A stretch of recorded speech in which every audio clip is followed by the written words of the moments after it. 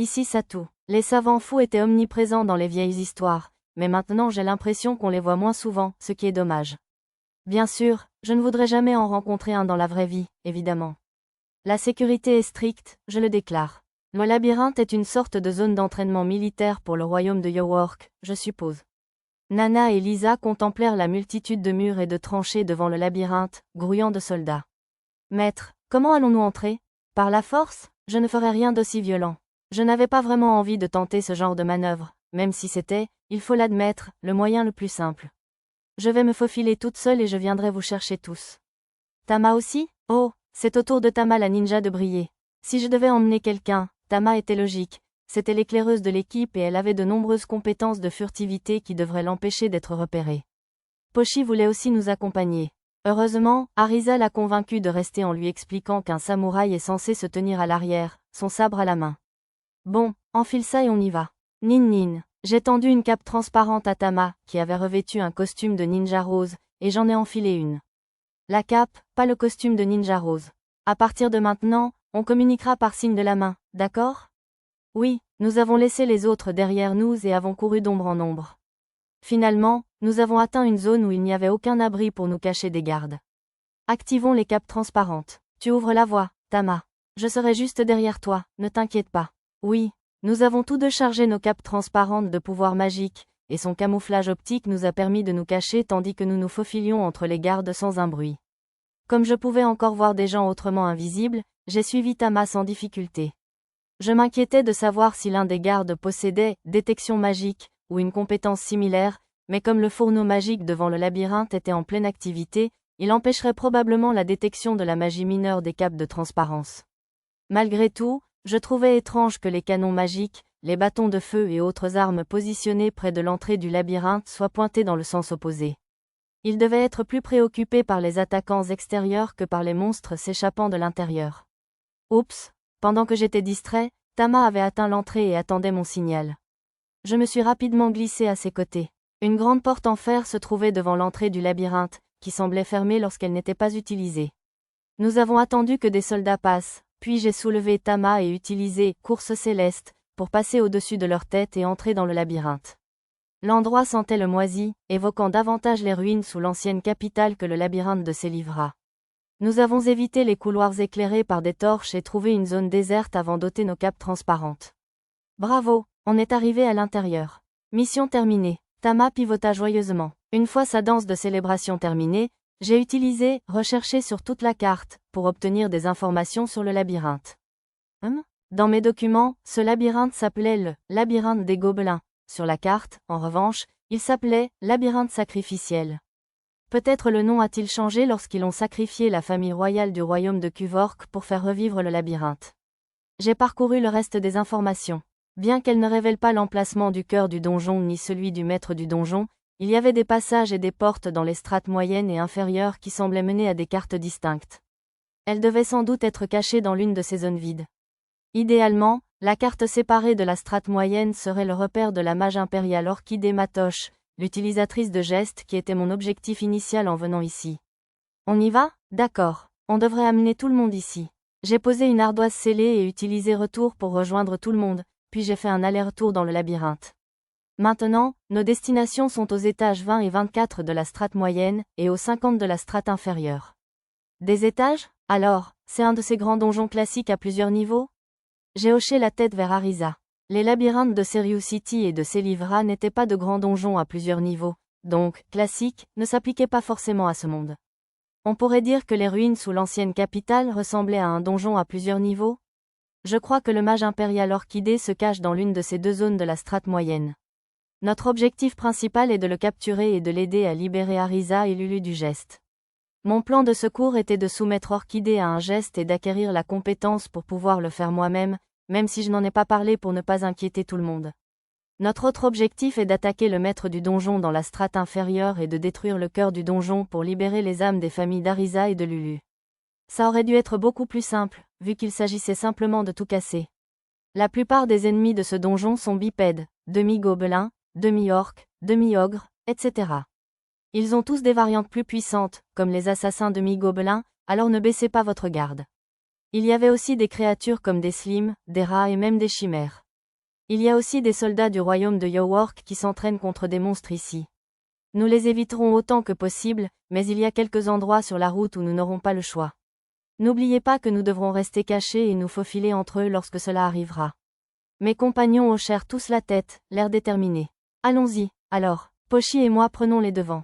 Nana et Lulu protégeront Mia et Arisa au milieu, et Lisa et Tama fermeront la marche. Comme les passages étaient étroits, j'ai opté pour une formation en double fil modifié. Dès que nous avons commencé à descendre le chemin, nous avons immédiatement croisé des demi-gobelins. GGWOOZB. Trop lent, monsieur. Pochi esquiva un crochet du gauche d'un lutteur demi-gobelin et entailla son torse vulnérable. GGWOOZB. GGWOOZB. Cette fois, un épéiste et un voleur demi-gobelin se jetèrent sur elle. Salut, monsieur. Le coup de pied de Pochi projeta le voleur sur la trajectoire de l'épéiste, la protégeant. Lorsque son pied toucha le sol, elle se lança en avant et coupa les deux attaquants en deux avec son épée magique imprégnée de lame magique. Demi-gars, ce n'est pas un défi suffisant, monsieur. Pochi, l'orgueil précède la chute, prévint Lisa. Oui, monsieur. Pochi est toujours prêt pour le combat, monsieur. Je crois qu'elle voulait dire, prêt au combat. Le suivant, ça te paraît mou?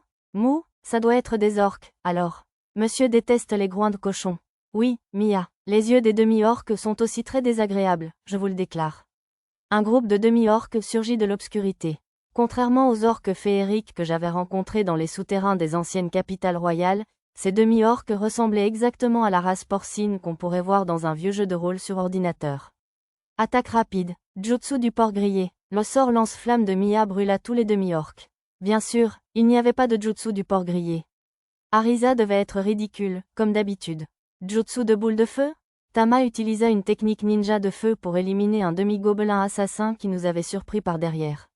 Dans son cas, il s'agissait d'un ninjutsu utilisant de la poudre de pierre de feu, et non de la magie.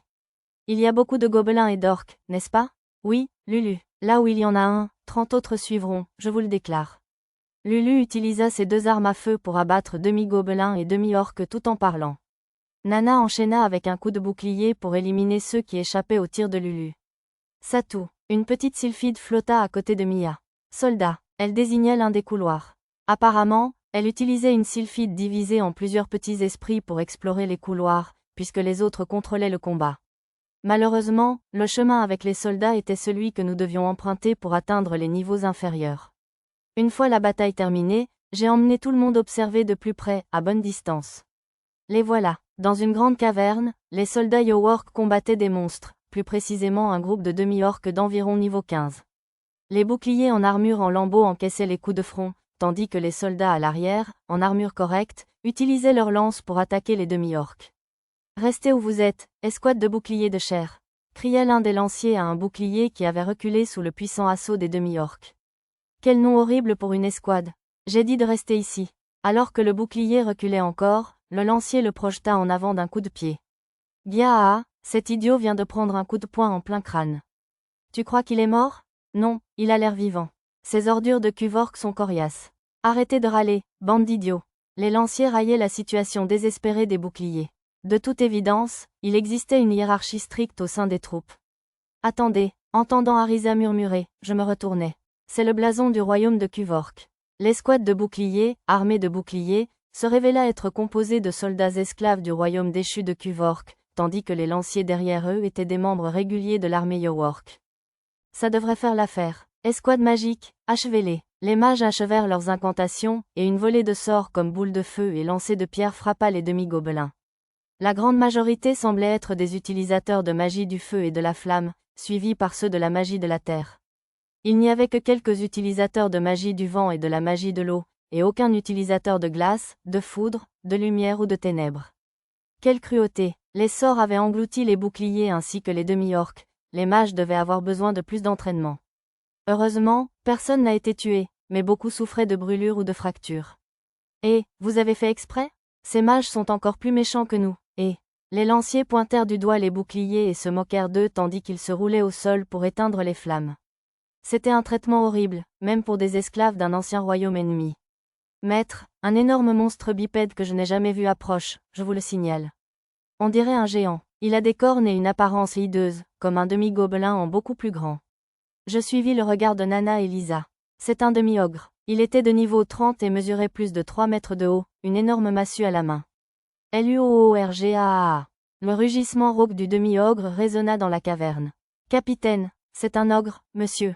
Un ogre jusqu'ici? Mais pourquoi? Ils vivent au moins 5 étages plus bas. Peut-être que les sons de nos sorts l'ont attiré? Du calme. On bat en retraite en commençant par la première escouade. Éclaireur, lancez des fumigènes. Bouclier, prenez l'arrière. Si l'ogre nous rattrape, combattez-le pour gagner du temps. C'est un plus petit que ordre plus grand qu'eux. Les soldats du royaume Yowork commencèrent à fuir, laissant les soldats esclaves blessés mourir en les défendant. Maître, je vous en prie. Nous devons sauver ces gens. Lulu me regarda, les larmes aux yeux. Arisa, la tête basse, leva les yeux au son de la voix de Lulu. Son visage était d'une pâleur mortelle. Ne vous inquiétez pas, je m'en occupe. Je tapotai Lulu et Arisa et leur adressai un hochement de tête rassurant. Maître, qu'allons-nous faire? Arisa parut paniquée, sans doute parce que les boucliers étaient à 2 doigts d'être attaqués si nous n'intervenions pas. Si la plupart des soldats Yowork s'étaient échappés de la caverne en fumée, il en restait encore assez pour nous apercevoir si nous nous montrions. C'est simple, on va le faire. Luoorgaa. J'utilisais ma compétence ventriloquie pour imiter le rugissement du demi-ogre et créer l'image d'un groupe d'ogres avec le sort de magie lumineuse illusion. Heureusement, le sort d'illusion surprit le demi-ogre qui s'immobilisa net, le regardant avec confusion. Pochi va aider aussi, monsieur. Tama aussi? Je tendis des marteaux surdimensionnés à Tama et Pochi pour créer des vibrations au rythme des faux pas. Qui aurait cru que des armes que j'avais fabriquées juste pour le plaisir seraient aussi utiles? Encore des ogres, au moins une douzaine. Courez, ils vont nous dévorer vivants. Dès qu'ils virent l'illusion, les soldats Yowork abandonnèrent leur retraite ordonnée et commencèrent à déguerpir. Bouclier, défendez cet endroit jusqu'au dernier homme, bon sang. Hurlant un autre ordre impitoyable, le commandant disparut dans le couloir. Je sortis quelques gros rochers du stockage et utilisai mon sort de magie pratique toujours activé, main magique, pour les projeter au fond du couloir, bloquant le passage par lequel les soldats s'étaient enfuis. Ils étaient maintenant séparés. Bon sang, les ogres ont jeté des pierres pour nous bloquer la fuite. On n'aurait pas pu s'enfuir, grâce aux ordres de ce satané capitaine en tout cas. Ouais, si je dois mourir, j'aurais préféré mourir en me battant pour ma famille et mon royaume au lieu de me faire dévorer par les ogres, tu sais? Les soldats esclaves de l'ancien royaume de Kuvork semblaient résignés à leur sort. Je décidai d'attirer l'attention du demi-ogre avant qu'il ne lance une attaque suicide. Luoorgaa. J'ai utilisé à nouveau ma ventriloquie pour imiter le demi-ogre, en y ajoutant cette fois la compétence provocation. Arisa, utilise la magie du feu pour faire semblant d'avoir vaincu le demi-ogre, s'il te plaît. J'y vais, pilier de flamme. Une colonne de feu jaillit sous les pieds du demi-ogre. Il commença à fuir, alors j'ai utilisé mon nouveau sort de lancer de fer pour créer une cage instantanée autour de lui. Un des ogres utilise la magie. Tirami, courons pendant que nous. Gaa! L'un des soldats esclaves tenta d'inciter les autres à fuir, mais il tomba au sol. Le collier d'asservissement autour de son cou dut se resserrer, car il essayait de désobéir à un ordre. Tirez, je vais les assommer. Évacuez-les sans que les soldats là-bas ne s'en aperçoivent, d'accord? Je me suis lancé un sort d'illusion ogre et j'ai foncé au milieu des soldats esclaves avec téléportation. Un ogre plus petit, bon sang, c'est trop rapide. J'ai assommé les esclaves les uns après les autres avec ma compétence, enlèvement. Tama et Pochi, faisant un geste de lèvres pincées, ont déposé les esclaves inconscients sur des civières et les ont transportés. Nana et Pochi en ont porté un sous chaque bras, et même la fragile Lulu en a porté un sur son dos. Une fois hors de danger, Arisa a procédé au triage, identifiant les blessés les plus graves pour que Mia puisse utiliser sa magie de guérison. Elle devrait pouvoir s'occuper des blessés d'ici. L'un des soldats a tenté d'observer par-delà le passage bloqué, alors j'ai frappé le plafond du passage avec le sort de magie du feu, tir de feu en chaîne. De l'autre côté, des soldats ont crié et des commandants ont donné des ordres, à l'armée. Le sort a scellé le sommet du rocher, ce qui devrait empêcher toute intrusion indésirable pendant un moment. J'ai pris en charge la création de faux bruits de combat pour Tama et Pochi, très occupés, et j'ai utilisé ma compétence ventriloquie pour tenter de simuler le combat désespéré des soldats esclaves et leur fin ultime contre les demi-ogres. Ne me mangez pas, s'il vous plaît, ne mangez pas. G-A-H. Luoorgaa. C'était mon meilleur ami, bon sang. D-I-E. Luoorgaa. G-A-H. Mes compagnons me fixaient, les yeux écarquillés. J'ai peut-être un peu exagéré avec le jeu d'acteur. C'était un peu gênant de jouer sous leurs yeux, cependant. Nous avons changé les soldats esclaves en vêtements propres, déchiré leurs armures et vêtements ensanglantés avec les défenses et les griffes du demi-gobelin mort, et les avons dispersés dans la pièce. Comme il y avait des tonnes de cadavres d'orques dans la pièce, je les ai détruits avec la magie du vent et j'ai fait voler eau et chair dans tous les sens. Cela devrait suffire à simuler la mort des soldats. Grâce à mes compétences faux et contrefaçon, cela devrait être crédible même si les soldats York prenaient la peine d'enquêter avec la compétence analyse. Qui êtes-vous? Je suis Kuro, un serviteur de Nanashi le héros. Son Altesse Sœur Erus m'a envoyé pour vous sauver. Déguisé en Kuro, je m'adressais aux soldats esclaves face à face à leur réveil. Un serviteur du héros. Où sommes-nous? Les soldats regardèrent autour d'eux. Nous étions dans la salle du cœur de la cité, dans le grand désert. J'avais utilisé le déploiement d'unités pour les amener ici. Arisa avait protesté, inquiète comme toujours, mais j'ai réussi à la convaincre en lui empruntant l'artefact de la guirlande de coquillages d'âme qu'elle portait pour protéger son réceptacle d'âme. Un endroit où nous pourrons annuler votre contrat d'esclavage. Vraiment? Vous allez nous libérer de l'esclavage? C'est vrai, je vous ferai tous chevaliers héréditaires honoraires, puis je vous retirerai ce titre.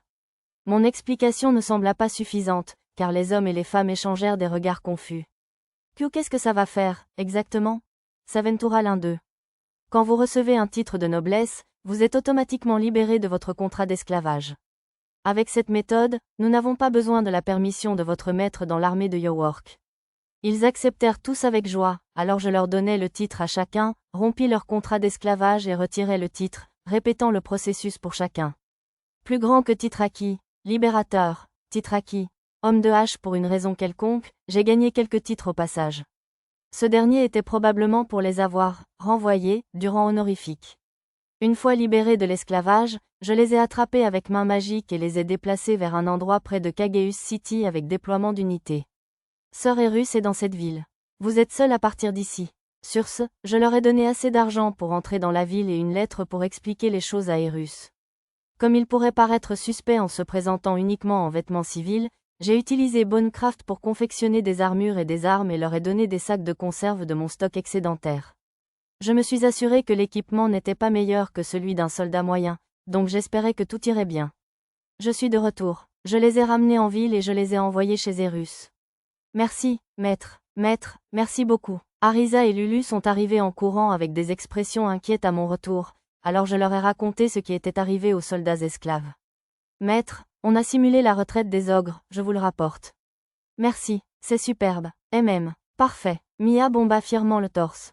J'avais demandé au reste du groupe de simuler le départ des ogres, et ils ont fait encore mieux que prévu. Les empreintes et les dégâts de combat semblaient incroyablement réalistes. Mia a utilisé ses esprits pour faire remonter de vrais ogres des étages inférieurs. Oh, ils ont donc ramené les vrais. Pas étonnant que ce soit si convaincant. Maître, dois-je récupérer les pics de fer qui empalent le cadavre de l'ogre? Je m'enquiers. Nana faisait probablement référence aux lances de fer coniques que mon sort, lancé de fer, a produites du sol. Ma magie les a presque fait fondre. Attendez, c'est juste un revêtement? En y regardant de plus près, le fer n'était qu'un plaquage, avec un intérieur en pierre. Je suppose que le sort, lancé de fer, récupère du sable de fer du sol et crée des stalagmites recouvertes de fer pour augmenter leur puissance de pénétration. Même si nous n'obtiendrions probablement pas beaucoup de métal, il était rare que Nana fasse une telle suggestion. J'utilisais mes sorts de raffinage, fonte du métal, et extraction du métal, pour récupérer le fer. Sous ses yeux, l'estomac de Pochi gargouilla. Bon, on ne peut pas vraiment déjeuner ici. Descendons un peu plus bas et faisons une pause. Je fourrai des morceaux de viande séchée dans la bouche de Pochi et Tama tout en parlant. Puis je rendis la guirlande de coquilles d'âme à Arisa, et nous descendîmes 5 étages plus bas pour déjeuner. J'avais préparé un repas un peu plus riche en viande, car les filles bêtes semblaient déçues qu'il n'y ait pas de proie à dévorer dans ce donjon. Une fois le repas remonté, nous nous enfonçâmes dans le labyrinthe et affrontâmes un nombre croissant de demi-ogres, visant les zones vides de la carte de la strate moyenne. Maître, ce demi-ogre a un pistolet à la place du bras, à mon avis. Il y a des demi-orques avec des yeux supplémentaires et des demi-gobelins à têtes multiples non loin d'ici. En arrivant à notre première destination dans la strate moyenne, Nana et Lisa ont repéré d'étranges monstres. Des chimères. Peut-être qu'Orchidée les a modifiés? J'ai presque pitié de ces pauvres créatures. De toute évidence, elles élevaient et faisaient muter des monstres pour accroître la puissance militaire du royaume de York. Je pensais qu'une chimère pouvait avoir le nom de son créateur sur l'écran de rat, mais je n'ai rien trouvé de tel dans la colonne d'information. Tu as trouvé Ingat? Tama est revenu de son exploration de la zone vierge. Nous l'avons suivi jusqu'à la porte. Rouillée. Elle n'a pas été bien entretenue, je me plains. Comme Mia et Nana l'avaient dit, la porte qui séparait la zone vierge du reste du labyrinthe était en fer rouillé. Pas de piège? Tama et ma compétence, détection de pièges, ont toutes deux constaté qu'elle était exempte de toute trace de piège. Tu veux essayer de crocheter la serrure, Tama? Oui. Tama joua avec sa trousse à outils jusqu'à ce que la serrure s'ouvre avec un cliquetis. Compris. Bien joué, Tama. Nyehh. J'ai félicité Tama pour son crochetage réussi. Par précaution, j'ai revêtu mon déguisement de Kuro pour garder mon identité secrète et j'ai demandé au reste du groupe d'enfiler une armure dorée intégrale. L'autre carte semblait commencer par le couloir de l'autre côté de la porte. J'ai utilisé le sort « Fouille complète de la carte » et j'ai trouvé un mage, des dizaines de chimères endormies, ainsi que 10 golems et poupées vivantes au service du mage. Qu'en pensez-vous, maître? Il y a un mage, mais pas l'utilisateur de gestes que nous recherchons. Le plus gros problème, c'était les chimères, et plus précisément les sujets de test utilisés pour les fabriquer. Urgence? Salut, monsieur, maître, attaque ennemie, au rapport. J'ai fermé le menu de mon écran de rat. Plus loin, l'équipe d'avant-garde se tenait au-dessus des restes d'un golem de combat, une épée et un bouclier en guise de main. Maître, vite, s'il vous plaît, m'appela Lisa du fond du couloir. Mais, au fait, monsieur, la pièce était tapissée de plus d'une douzaine de tubes cylindriques, comme ceux utilisés pour modifier les homoncules comme Nana. Chacun contenait une chimère en cours de création, suspendue dans un liquide orange. Il combine humain et monstre. Lulu s'interrompit, sous le choc. Ne regarde pas ça, murmurai-je en l'attirant contre moi. Lisa couvrit les yeux de Pochi et Tama, tandis que Nana couvrait ceux de Mia, se détournant. Ils ont utilisé des chevaliers du royaume de Kuvork comme sujet de test. Des larmes ruisselèrent sur le visage d'Arisa qui se mordit la lèvre. Mais qui êtes-vous? Gaa! Un mage en robe émergea du fond de la salle. Mon écran de réalité augmentée affichait son nom, Bedgar, un mage impérial différent de celui que nous recherchions. Vous êtes ici pour voler mes recherches, pas vrai? Ressens ma fureur. Premier blast. Tandis que Bedgar parlait d'une voix étrange, Arisa le frappa d'un sort de magie spatiale sans chant. Big Yaa! Le visage décomposé, il tomba en arrière, le sang giclant du nez. Elle avait dû utiliser son nouveau sort de chaos non mortel qui concentrait l'air en une explosion comprimée. Même au plus fort de sa colère, Arisa parvenait à se contrôler suffisamment pour ne tuer personne. Je suppose que crier un nom d'attaque idiot, même dans un moment aussi chargé d'émotions, était sa façon de se défouler. Gaa, tu as mis un coup de poing. Je m'en fiche que même ton père ne t'ait pas touché. Punition du deuxième bout worst. Alors que Bedgar se tenait le nez et retombait, Arisa enchaîna les attaques sans chant. Et le coup de grâce, troisième impact. Arisa, ça suffit. J'ai arrêté la magie d'Arisa avant qu'elle ne le tue accidentellement. S'il te plaît, ne me tue pas. Visiblement brisé par la tempête d'ondes de choc, Bedgar implora qu'on lui laisse la vie sauve, tandis que le sang coulait de son nez cassé et de son visage affaissé. On ne pourra pas le comprendre comme ça. J'utilisais la magie de guérison uniquement sur sa bouche, aspergeant sur lui un liquide amer issu d'une vieille expérience ratée pour le distraire. Tu peux parler? Oh, hic, épargnez-moi. L'homme trembla, pâlissant encore plus. Répondez à mes questions, alors. Gaa, si je réponds à vos questions, vous m'épargnerez? Si vous répondez honnêtement, je jure que mes amis et moi ne vous tuerons pas. D'accord. S'il vous plaît, demandez-moi ce que vous voulez. Plusieurs fluides coulaient du visage de Bedgar tandis qu'il hochait rapidement la tête. Première question. Pouvez-vous retransformer ces chimères en humains? Gaa, bien sûr que non. Tout comme on ne peut pas retransformer de la confiture de baie en baie. Répondit Bedgar avec des gloussements larmoyants. Même avec un élixir, ça pourrait marcher sur des chimères ordinaires, mais pas sur ma chimère parfaite.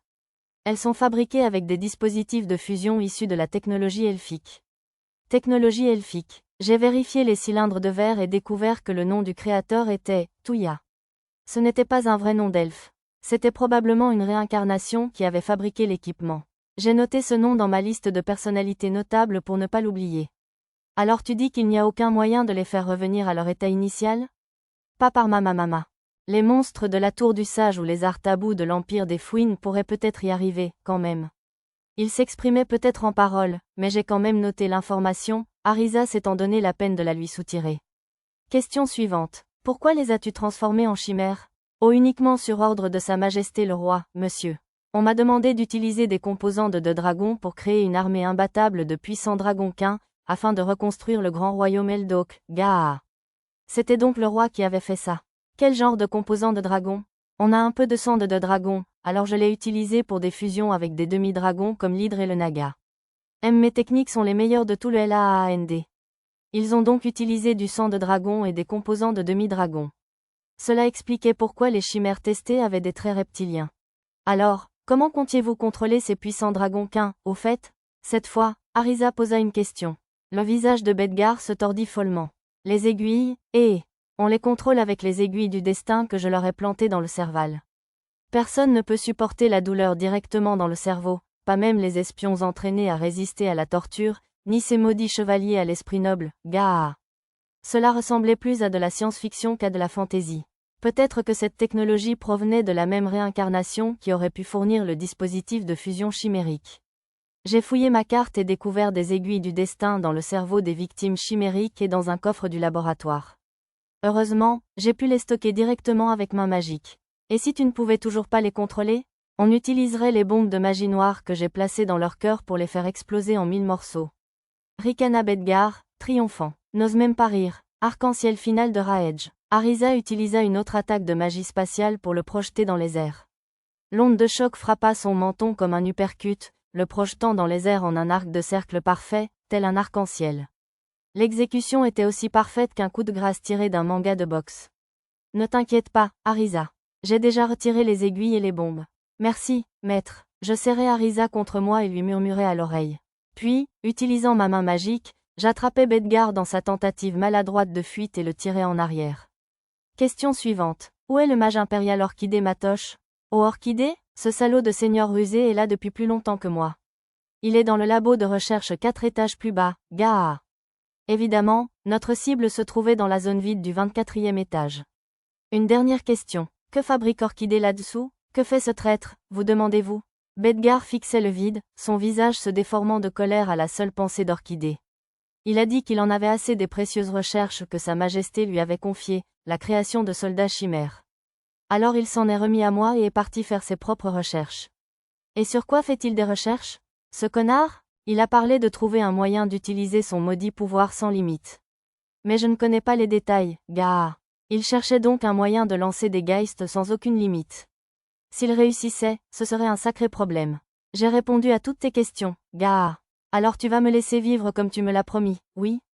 D'abord, libère les gens que tu as transformés en chimères. Quoi? Les libérer? Oh, tu préfères pas? Arisa intimida Bedgar d'une vague de coups menaçants. Gaaa, je vais les libérer. Bedgar appuya sur quelques boutons de la console, et le liquide s'écoula des cylindres, qui s'ouvraient par le haut. C'était un peu trop facile. Arisa jeta un regard suspicieux à l'homme. Alors ce n'était pas qu'un mauvais rêve. Va-t-il nous forcer à tuer à nouveau nos compatriotes du royaume de Kuvork? Il pourrait même nous forcer à nous battre, cette fois. Les chevaliers, transformés en chimères, se réveillèrent au fond de leur tube, murmurant amertume et désespoir. Leurs paroles étaient brouillées par des sons gutturaux qui les rendaient difficiles à comprendre, alors je les ai corrigés mentalement. Bande d'imbéciles, vos ennemis, cette fois, ce sont ces gosses.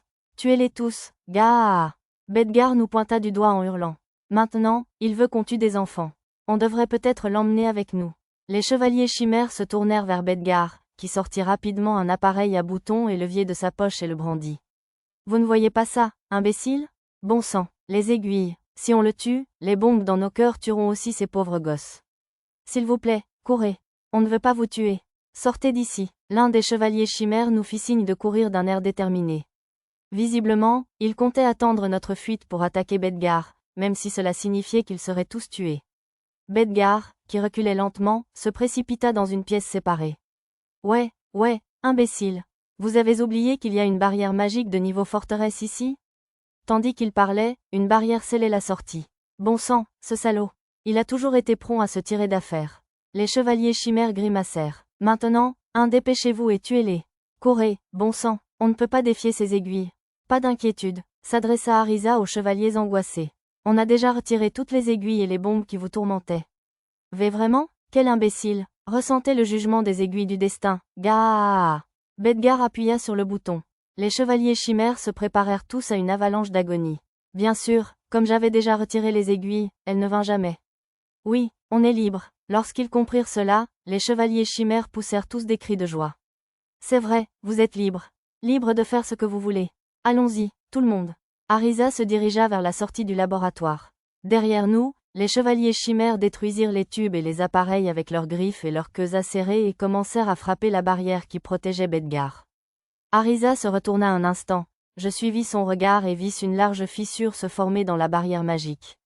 Elle avait dû utiliser sa magie de l'espace pour donner un petit coup de pouce à leur vengeance. Derrière nous, j'entendis le bruit de la barrière se briser et les premiers cris de Bedgar. J'ai donc lancé le sort d'insonorisation de la magie du vent sur la porte du laboratoire pour que nous n'entendions rien qui pourrait provoquer des cauchemars. Maître, allons-nous vraiment laisser ces gens-là? Je suis sûr qu'il leur faudra un certain temps pour se calmer.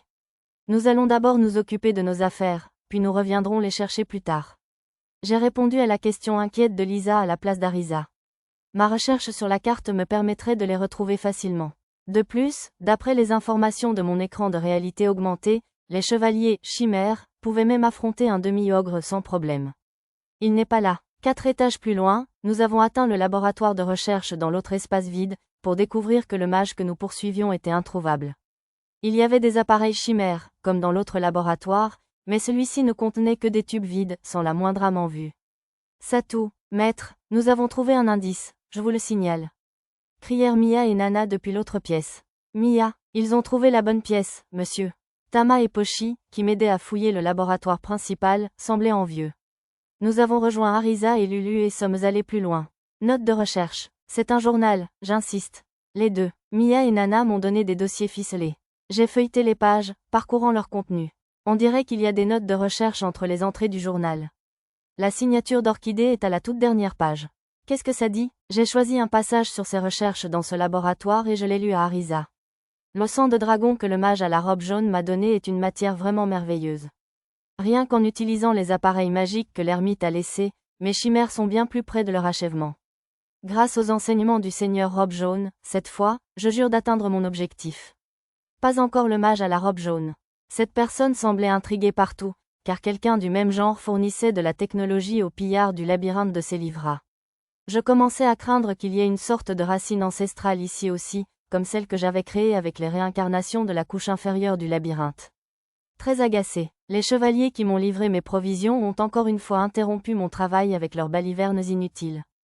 Comme si j'avais du temps libre pour des recherches plus approfondies sur un sujet aussi trivial que les draconiens. À ce qu'il semblait, Orchidée ne s'entendait pas très bien avec les habitants du royaume de Yowork. Mon collègue a été rétrogradé et envoyé ici.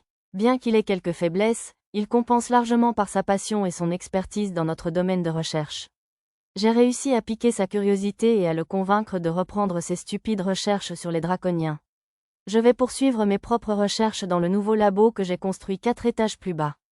Donc, jusqu'ici, tout cela concernait le labo du 20e étage? Il semble que changer les sujets de test pour des mages ait été le bon choix. Les hommes sont plus adaptés que les femmes, et les jeunes plus que les vieux. Il était également indiqué qu'il avait fait plus de 20 victimes au cours de ses recherches, mais je n'ai pas lu ce passage à voix haute. J'ai réussi à utiliser un sujet mage pour créer une chimère. Ces notes indiquaient qu'il avait fusionné le sang du dragon avec un noyau monstrueux dans le cœur du sujet. Au moins 10 autres personnes avaient également été tuées au cours de l'opération. Quelle approche inhumaine! Avec ces sujets, je peux utiliser mon geste quand je le souhaite. Attendez, sérieusement? Je n'ai plus aucune raison de servir le roi Yowork. Grâce au pouvoir que cette femme répugnante a copié pour moi, je n'ai plus à craindre ni les dieux ni le diable. Cette fois, j'acquérais enfin le pouvoir ultime. C'était la fin du dossier. Le pouvoir d'une femme répugnante. 1. La femme nommée Mayoud, qui manipulait le roi Yowork par magie psychique, me traversa l'esprit. S'il combinait leur force avec son geste et sa magie psychique, il pourrait causer de sérieux problèmes. J'ai fermé le dossier. C'est tout? Il ne disait rien sur son lieu de résidence? Non, j'ai tout relu et je n'ai rien trouvé qui puisse l'indiquer. Un mage capable d'utiliser le geste sans limite serait bien trop dangereux. Je devais le neutraliser au plus vite. Ça vous dérange si je prends ça? Je vais vérifier s'il n'y a pas un message codé. J'ai remis le dossier à Arisa, et nous nous sommes dirigés vers notre destination finale, le fond du labyrinthe. Alors, le maître du donjon est passé ce point? On dirait bien. J'ai fait un signe de tête à Lulu. Nous avions conquis le labyrinthe sans difficulté et atteint la strate inférieure avant le coucher du soleil. C'était le dernier espace libre sur la carte. Si le maître du donjon était quelque part, ce serait ici. On est arrivé ici avec une facilité déconcertante, pourtant. Ce n'était pas un grand défi, je me plains. Nana et Mia étaient d'accord avec Arisa. Nous avions surtout combattu différentes sortes de demi-ogres sur le chemin, ainsi que d'autres monstres humanoïdes, comme le demi-troll régénérant du labyrinthe et le cyclope géant du donjon. Pas de viande? Monsieur Chèvre n'était pas comestible non plus, monsieur. Nous avons également croisé un minotaure du labyrinthe, qui ressemblait au faune le plus grand et le plus laid du monde. Comme j'étais réticent à manger tout ce qui marchait sur deux pattes, nous avons pris le cœur et jeté le reste.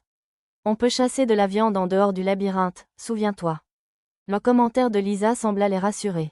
Le royaume de Yowork et l'ancien royaume de Cuvork étant entourés de monstres de tous côtés, les terrains de chasse étaient nombreux. Les seules zones sûres étaient les étroites frontières entre les nations, là où les autoroutes et les points de contrôle étaient construits. Nin, notre ninja résident, Tama, examina la porte au rez-de-chaussée. Il y a un piège? Pouvez-vous dire lequel? Miaou, magique? Tama n'arrivait pas à déterminer le type de magie contenue dans le piège. Un sort de drainage, peut-être? L'un d'entre vous peut-il le deviner? Je peux voir à travers avec la magie pratique, mais je ne peux pas deviner ce que fait l'engin. Monsieur Dévoreur d'esprit, Arisa, Lulu et Mia ont toutes proposé leurs meilleures hypothèses. Alors, quelle est la bonne réponse? Demanda Arisa en levant les yeux vers moi. On dirait un téléporteur forcé. L'appareil drainant prend ta magie et l'utilise pour activer le téléporteur. Le pouvoir de dévorer l'esprit est aussi une capacité du monstre qui compose l'appareil drainant. Le monstre était une simple créature intégrée à l'appareil, plutôt une amibe. Eh bien, je détesterais être téléporté accidentellement dans un rocher ou quelque chose comme ça. On prend un raccourci? Arisa désigna le mur près de la porte. Elle suggérait probablement de percer un trou dans le mur pour créer un passage sûr. J'ai utilisé « course céleste » pour me tenir sur le mur et j'ai lancé le sort de fosse sous mes pieds. Ouf, c'est dur. La résistance était telle qu'il a fallu 5 fois plus de magie que d'habitude pour la forcer. Finalement, j'ai senti la fosse atteindre l'autre côté. On dirait que ça a marché. Attendez ici une minute, je vais enquêter. Il était fort possible que le maître du donjon soit l'un des habitants du royaume de Yowork qui avait ressuscité le labyrinthe, et qu'Orchidée, disparu, s'y cache aussi. Je doutais qu'Orchidée lui-même soit le maître du donjon, mais j'ai revêtu mon déguisement de Nanashi le héros, au cas où. Attention, ne fais rien d'imprudent, je sais, ne t'inquiète pas. J'ai pénétré dans le trou que j'avais creusé dans le mur, laissant Arisa et les autres inquiets derrière moi. Le fond du trou semblait être la limite de la carte séparée. Je suppose que je devrais être reconnaissant pour la grande fête de bienvenue? J'ai bloqué les balles avec mon bouclier flexible et je suis sorti du tunnel, de l'autre côté du mur. Une douzaine de mages, armés de bâtons jaunes assortis, étaient à l'affût derrière le mur, ainsi que des golems armés de fusils. J'y étais probablement pour quelque chose grâce à mon entrée en force. Les mages portaient des robes noires de jet à manches longues, leurs capuches tombent en bas pour cacher leur visage. Plus petit que le crépuscule se lève, plus grand que, les mages parlèrent à l'unisson, et une lumière jaune brillait au bout de leur bâton. Était-il en train de lancer un sort? Intrus. Au centre se tenait un mage, vêtu d'un bâton et d'une robe plus élégant. Obéissez, les mages reprirent en chœur. Bien que leur harmonie fût excellente, ils ne semblaient pas très bavards. Le mage au bâton extravagant n'était pas le maître du donjon, mais c'était lui qui m'avait poussé à venir ici, Orchidée. Activez Kidou. Un énorme cercle magique apparut devant eux. Oh, synchronise Douchou. J'ai hésité un instant à savoir s'il fallait utiliser le sort de magie pratique briser la magie sur le cercle magique ou assommer Orchidée en son centre, puis j'ai opté pour la seconde option. Si je pouvais neutraliser leur chef, le cercle magique de soutien pour activer son geste n'aurait aucun sens. Invoquer Atsudu. La lueur du cercle magique s'intensifia, m'illuminant d'en bas tandis que j'envoyais Orchidée valser d'un coup de paume. Alors que l'homme inconscient heurtait le mur, sa capuche glissa et je vis une couronne jaune s'envoler de son crâne chauve. Les informations d'Orchidée apparurent sur mon écran de rat. Niveau 30. Profession, aucune. A-t-il été renvoyé pour négligence dans ses fonctions? Race, homonculus. Créateur, Orchidée Matoche? Oh, c'est terrible. Ils avaient tous le même bâton, les mêmes vêtements, des silhouettes similaires. Laquelle était la vraie? J'ai scanné leur nom sur mon écran de rat. Chacun d'eux s'appelait Orchidée Matoche. Gay, peu importe, je vais tous les éliminer. Non, ça ne marcherait pas. Mon seul sort pour assommer les gens sans les tuer prenait quelques précieuses millisecondes à invoquer, et champ odoral était trop difficile à contrôler avec précision. C'est tout, la compétence. Si je trouve celui qui possède la compétence, geste. J'ai fouillé la pièce. Là, IST. J'ai utilisé téléportation pour atterrir devant l'homme juste au moment où la compétence geste s'activait. J'ai entendu la dernière invocation sortir de sa bouche grâce à ma compétence oui aiguë.